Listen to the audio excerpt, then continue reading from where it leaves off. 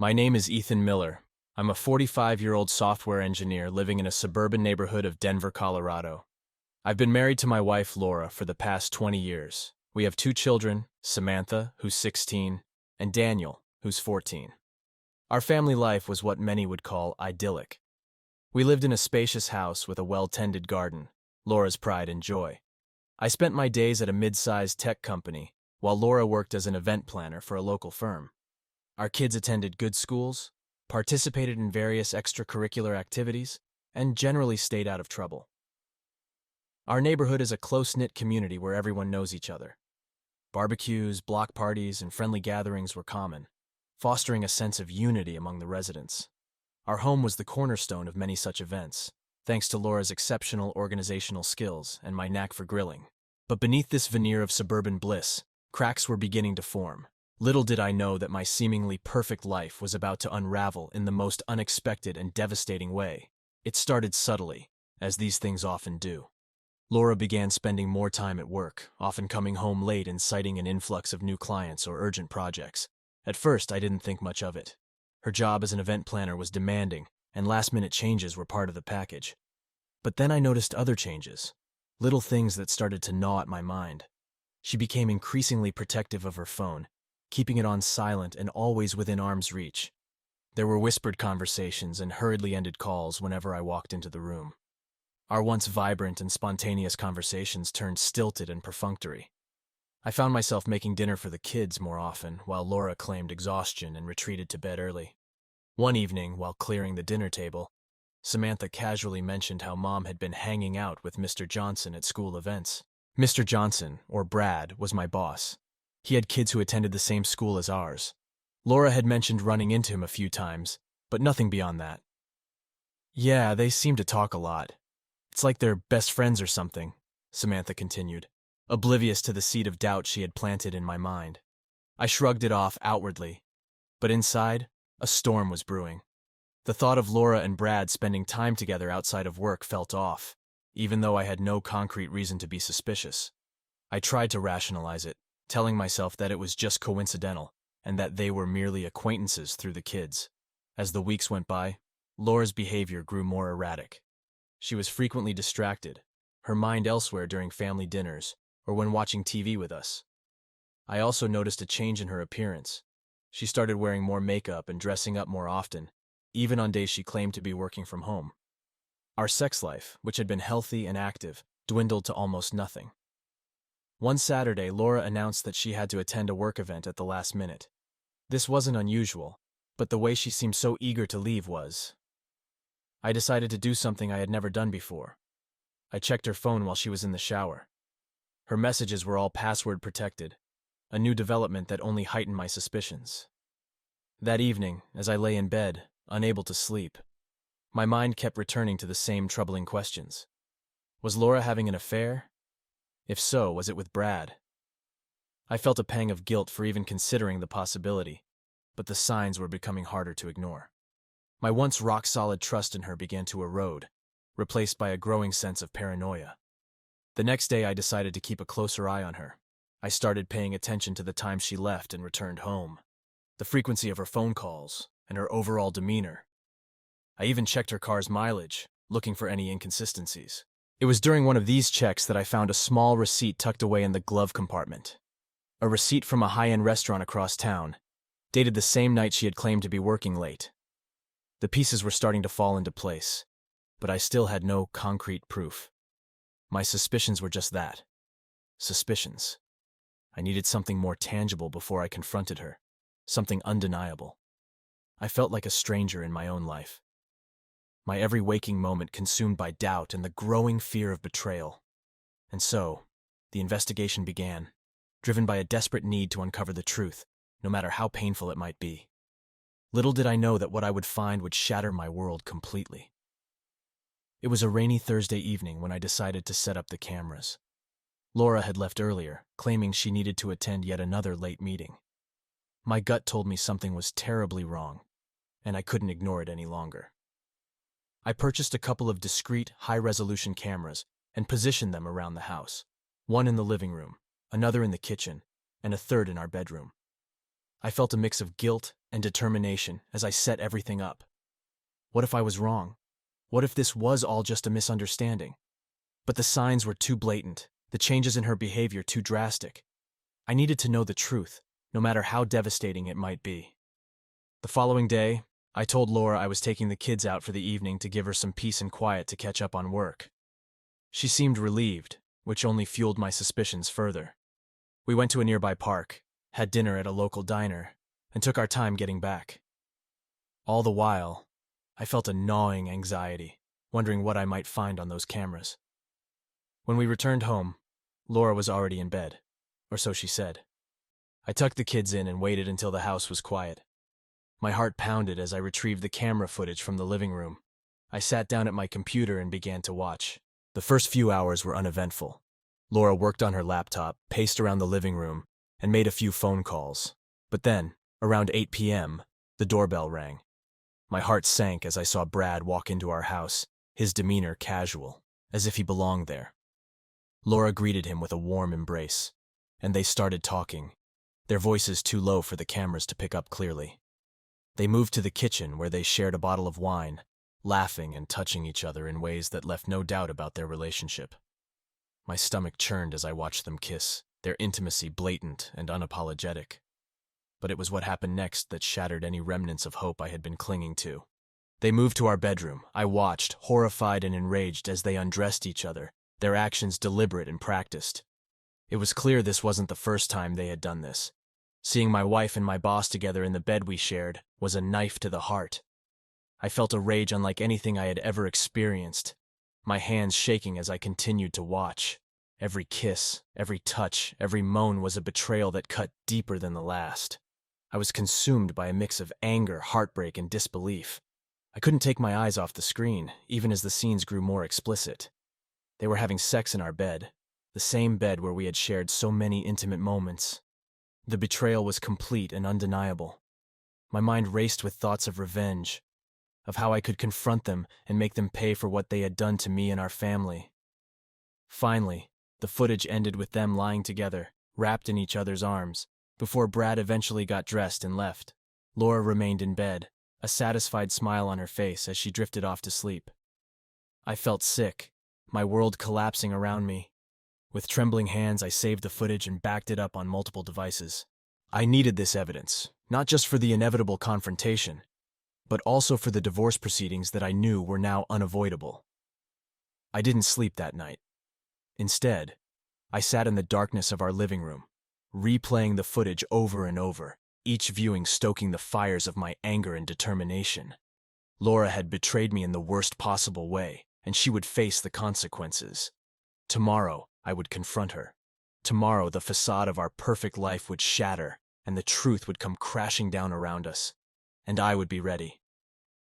The next morning, I woke up early, the weight of the previous night's discovery pressing down on me like a suffocating blanket.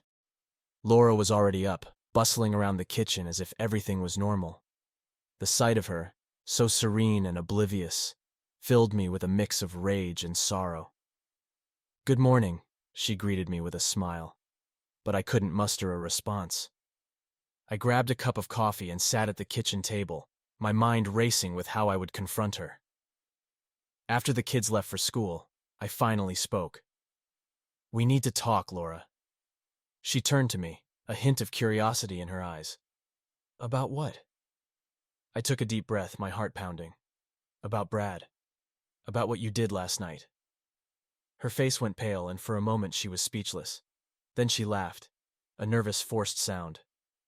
"What are you talking about, Ethan?" I pulled out my phone and played the footage of her and Brad in our living room. Her laughter died instantly, replaced by a look of horror and panic. "How could you?" I demanded, my voice shaking with anger.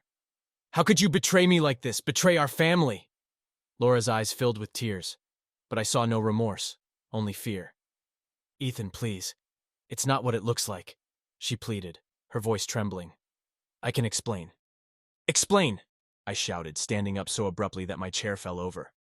"Explain how you brought my boss into our home, into our bed? How you've been lying to me for God knows how long."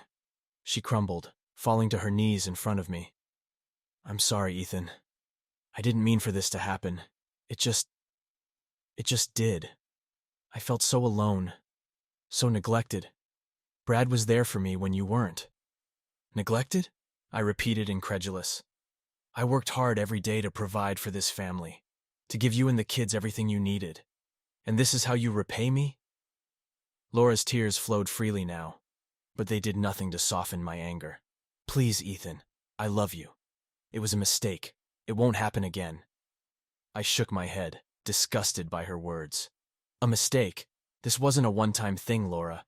You and Brad have been seeing each other for months. You made a choice to betray me, to betray our family. She looked up at me, her face a mask of desperation. Please, Ethan, give me a chance to make things right. I'll do anything. I took a step back, needing to distance myself from her. Anything? Then start by packing your things and getting out of this house. I can't look at you right now. Laura's expression shifted from desperation to anger. You're kicking me out? You can't do that. This is my home too. Not anymore, I said coldly. You've made your bed, Laura. Now lie in it. And don't even think about running to Brad. I've already sent him the footage. He knows exactly what kind of person you are. The color drained from her face at my words. You sent it to Brad? Yes, I replied, my voice hard. I wanted him to see the consequences of his actions. He'll be hearing from HR soon enough. But right now, I need you out of here. Laura stood up slowly, her shoulders slumped in defeat. Fine, I'll go. But this isn't over, Ethan. You can't just throw me out like this. Watch me, I said, my anger simmering just below the surface. And don't think for a second that you can take the kids. They deserve better than a mother who would do this to their father. She stared at me for a long moment, then turned and walked away, her footsteps heavy with the weight of her actions. I watched her go, a mixture of anger, relief, and sorrow swirling inside me. The confrontation was over, but the battle was just beginning. As I sat back down at the kitchen table, the house felt eerily silent, the enormity of what had just happened settling over me. My marriage was over, my family shattered by betrayal. But amidst the wreckage, I felt a glimmer of hope. I had taken the first step toward reclaiming my life, and I was determined to see it through, no matter how difficult the road ahead might be. Laura left the house that morning, slamming the door behind her.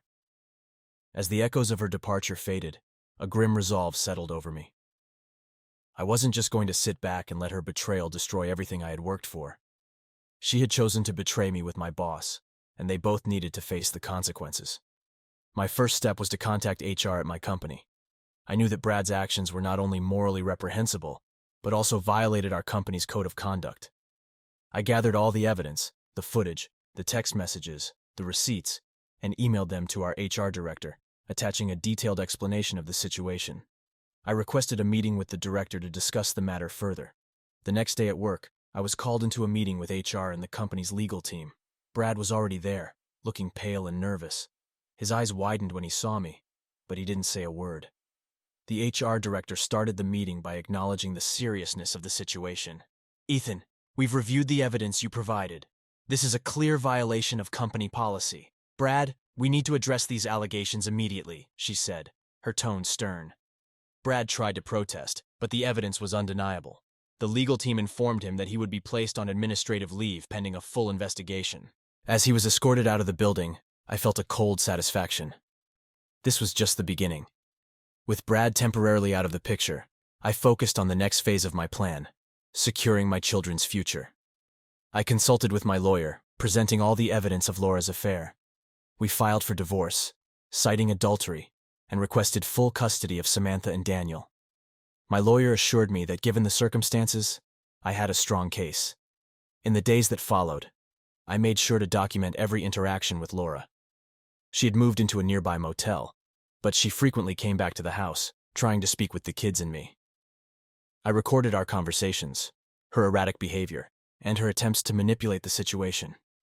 Every piece of evidence was meticulously cataloged for the upcoming custody battle. Meanwhile, Laura's life was unraveling. The footage I had sent to Brad had a ripple effect. His wife, upon discovering the affair, immediately filed for divorce and sought full custody of their children as well. Brad's personal and professional life was crumbling, and there was nothing he could do to stop it. One evening, as I was sitting in the living room, there was a knock on the door. I opened it to find Laura standing there, looking disheveled and desperate. "Ethan, please, we need to talk," she pleaded, tears streaming down her face. I let her in, but kept my distance. "What do you want, Laura?" I'm sorry for everything. I made a mistake. I've lost everything. Our home, our kids, my job. Please, can't we try to fix this?" She sobbed, her voice trembling. I looked at her, the woman I once loved, now a stranger. "You made your choices, Laura. You destroyed our family. There's no fixing this." "But what about the kids? They need their mother," she argued, desperation seeping into her voice. "They need stability, Laura, something you can't provide right now." "I've filed for full custody, and given the evidence, I'm confident the court will grant it," I replied firmly. Her expression shifted from sorrow to anger. "You can't take them from me, Ethan. You can't just cut me out of their lives." "I'm not cutting you out, Laura. I'm protecting them. You can still see them, but under supervised visitation. That's the best I can offer," I said, my tone resolute. She screamed in frustration, her facade of remorse slipping. "You'll regret this, Ethan. I'll make sure of it. Do whatever you need to, Laura. But remember, you brought this on yourself," I replied coldly. As she stormed out of the house, I felt a strange sense of relief. The confrontation had solidified my resolve. I was doing the right thing for my children and for myself. Laura and Brad's betrayal had set this course in motion, and now they had to face the consequences of their actions. In the following weeks, I focused on rebuilding my life. I threw myself into my work, supporting my children, and finding moments of peace amidst the chaos. The divorce proceedings were underway, and the custody battle loomed on the horizon, but I was ready. Laura's outbursts and attempts to undermine me only strengthened my case. Brad, on the other hand, was a broken man. His wife had taken the kids and filed for a restraining order against him. He was facing disciplinary action at work and was on the verge of losing his job. The man who had once seemed untouchable was now crumbling under the weight of his own actions. As I watched the pieces of their lives fall apart, I felt no pity, only a grim satisfaction. Laura and Brad had made their choices, and now they were paying the price. My revenge wasn't just about retribution. It was about reclaiming my life and ensuring that my children had the stability and security they deserved. With each passing day, I grew stronger, more determined. I was ready to face whatever challenges lay ahead, knowing that I had done everything in my power to protect my family and seek justice for the betrayal I had endured. The day of the trial arrived, a cold and overcast morning that mirrored the storm brewing inside me. I sat in the courthouse waiting room, dressed in a dark suit, my lawyer beside me. The months leading up to this moment had been a whirlwind of legal paperwork, emotional turmoil, and sleepless nights. But now, it was time to face the final hurdle. Laura arrived shortly after, accompanied by her own legal team. She looked worn and anxious, her confident demeanor from our confrontations replaced by a palpable sense of fear. I couldn't help but feel a pang of pity for her, despite everything. But I quickly pushed that feeling aside. Today wasn't about sympathy. It was about justice. As we entered the courtroom, the gravity of the situation hit me. This wasn't just about our failed marriage. It was about the future of our children. Samantha and Daniel were everything to me, and I was determined to ensure they would be safe and secure, away from the chaos Laura had brought into our lives. The proceedings began with opening statements from both sides. My lawyer presented the evidence of Laura's affair with Brad, highlighting the impact it had on our family. She spoke about Laura's erratic behavior, her attempts to manipulate the situation, and her lack of responsibility as a mother. Laura's lawyer tried to counter by painting me as an overbearing and controlling husband who had neglected his wife's emotional needs. They argued that Laura's actions were a result of my neglect, and that she deserved a chance to make amends and rebuild her relationship with the children. When it was my turn to testify, I spoke from the heart. I described the countless nights I had stayed up worrying about my children, the betrayal I felt discovering Laura's affair, and my determination to protect Samantha and Daniel. I recounted the evidence I had gathered, emphasizing the importance of stability and security for our children. Laura took the stand next. She cried and pleaded for forgiveness, claiming she had made a terrible mistake but was committed to being a better mother. She promised to change, to seek therapy, and to prioritize the children's well-being. Her words were emotional, but I could see through them. This was the same woman who had tried to manipulate me, who had shown no remorse until she realized the gravity of her actions. After hours of testimonies, cross-examinations, and legal arguments, the judge called for a recess to review the evidence. I sat in the hallway, my heart pounding, the weight of the trial pressing down on me. My lawyer tried to reassure me, but the anxiety was overwhelming. Finally, we were called back into the courtroom. The judge, a stern woman with a reputation for fairness, addressed us. She acknowledged the complexities of the case, the emotional turmoil both parties had endured, and the impact on the children. "Mr. Miller, Mrs. Miller," she began, her voice steady and authoritative. "This court has reviewed the evidence and testimonies provided. It is clear that both parties have made mistakes, but the priority must be the well-being of the children." My heart raced as she continued. "In light of the evidence of adultery, the erratic behavior displayed by Mrs. Miller, and the need for stability in the children's lives, this court grants Mr. Miller full custody of Samantha and Daniel. Mrs. Miller will have supervised visitation rights, with the possibility of reassessment after demonstrating consistent and responsible behavior." Laura let out a choked sob, and I felt a mix of relief and sadness. The judge's decision was just, but it was a stark reminder of how far we had fallen. The life we had built together was gone, replaced by legal battles and broken trust. As we left the courtroom, Laura approached me, tears streaming down her face. "Ethan, please, I know I've made mistakes, but I want to be part of the kids' lives. I need to make things right." I looked at her, the woman I had once loved, now a stranger burdened by her own choices. "Laura, this isn't about us anymore. It's about what's best for Samantha and Daniel. Prove to them, and to yourself, that you can change.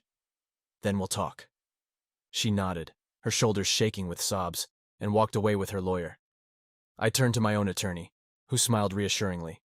"You did the right thing, Ethan. The kids will be safe with you." As I drove home, the weight of the trial slowly lifted, replaced by a sense of calm determination. The battle was over, but the journey was just beginning. I had won custody of my children, but now I had to rebuild our lives from the ground up. Samantha and Daniel were waiting for me when I got home, their anxious faces lighting up with relief when I told them the news. We hugged, a tight, reassuring embrace that promised better days ahead. That night, as I tucked them into bed, I whispered a silent vow. I would be the father they deserved, the steady anchor in their lives. No matter what challenges lay ahead, we would face them together, stronger and united. With the court battle behind us, the focus shifted to creating a stable, loving environment for Samantha and Daniel. The weight of the past months began to lift, replaced by a newfound sense of purpose. Our home, once filled with tension and uncertainty, slowly became a sanctuary of peace and healing.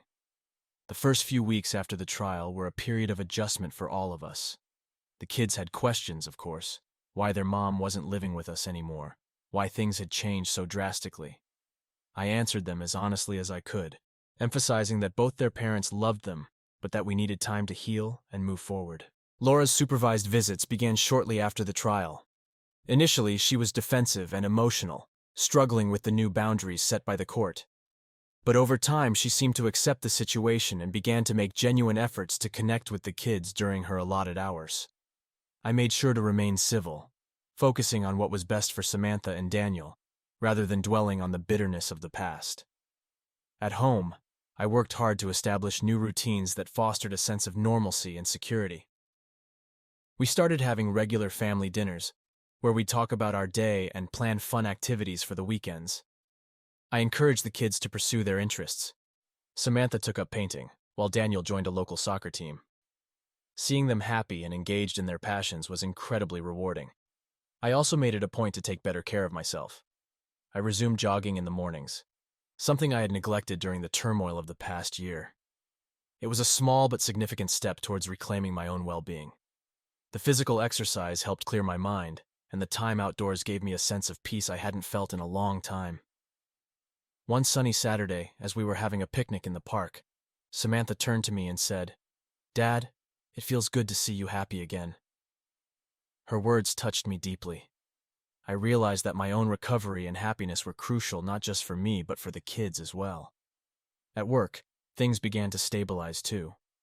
Brad's departure had created a temporary void, but the company quickly moved on. I was promoted to a higher position, partly as a recognition of my hard work and partly as a way to restore stability within the team. The increased responsibilities kept me busy and helped shift my focus away from the past. As the months passed, I found myself slowly rebuilding a social life. Friends and family who had been distant during the upheaval began to reach out, offering support and companionship. I reconnected with old friends and made new ones, rediscovering the joy of social interactions that had been missing for so long. One evening, while attending a friend's barbecue, I met someone who would become an unexpected but welcome part of my new life. Her name was Claire, and she was a friend of a friend. We hit it off immediately, our conversation flowing easily. She was kind, funny, and understanding, qualities I found incredibly comforting. We started seeing each other more often, taking things slow. Claire knew about my past and respected my need to focus on my children and their well-being.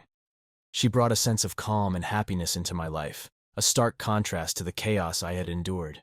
The kids liked her too, and she became a positive presence in their lives without trying to replace their mother. Meanwhile, Laura continued to work on herself. She attended therapy and seemed genuinely committed to changing for the better. Her visits with the kids became more meaningful and less strained, and while our relationship remained distant, it was no longer hostile. We communicated respectfully, coordinating schedules and making sure the kids' needs were always the priority. One day, as I was preparing dinner, Samantha came into the kitchen with a hesitant smile. "Dad, I'm proud of you," she said softly. "You've been so strong through all of this." Her words meant the world to me. They were a reminder of why I had fought so hard and endured so much. I hugged her tightly, my heart swelling with gratitude and love. As we settled into our new life, the shadows of the past began to fade. The pain and betrayal would always be a part of our story, but they no longer defined us. We were moving forward, stronger and more resilient than before. Reflecting on everything that had happened, I realized that the journey had taught me invaluable lessons about love, trust, and forgiveness. I had learned to value myself, to recognize my own worth, and to never settle for less than I deserved.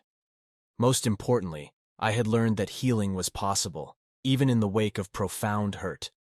Our new life was far from perfect, but it was ours, built on a foundation of honesty and resilience. We faced each day with hope and determination, knowing that whatever challenges lay ahead, we would overcome them together. In the end, betrayal had not broken us. It had forged us into something stronger, a family that had weathered the storm and emerged into the light, ready to embrace the future.